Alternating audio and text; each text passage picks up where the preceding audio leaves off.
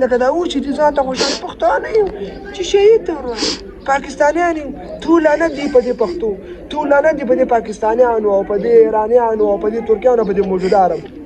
چې د الله دین حاکم نه کوي قرآن حاکم نه کوي په ټولو لعنت اول نمبر په پښتنو بیا په پاکستانیانو او په ټولو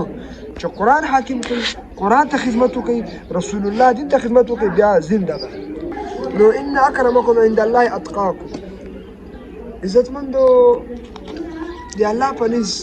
خوښ انسان هغه دی چې متقي تقوادار چې تقوادار نه متقي نه وي که نه چې هر څوک بس شاته پاتې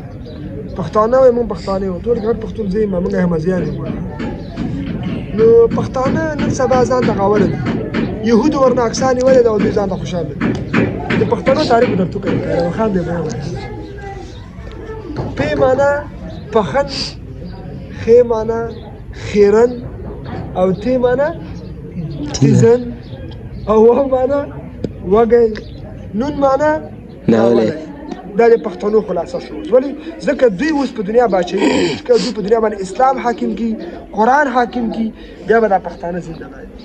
او که دا نه لکه دا اوس چې دې ځان ته خوشحاله پښتانه یو چې شهید ته وروایي پاکستانیان یو ټول لعنت دی په دې پښتو ټول لعنت دی په دې پاکستانیانو او په دې ایرانیانو او په دې ترکیانو په دې موجوده عرب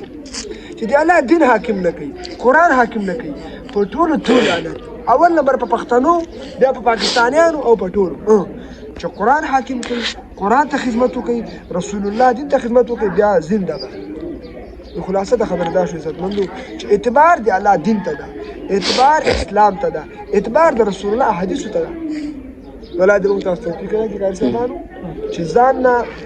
غیرتي خلک جوړ د دین والا خلک نو ان اکرمکم عند الله اتقاکم د الله په نزد غوره خلک هغه څوک دي چې هغه تقوادار دي نو دې اعتبار نشته چې پاکستان یم افغان یم او د یو شته مزبان اعتبار شته الله دې ایمان ته جهادي عقیده ته استشهادي عقیده ته او د یهودو سره جنگ کولو ته الله دې موږ تاسو په جهاد کې استعمال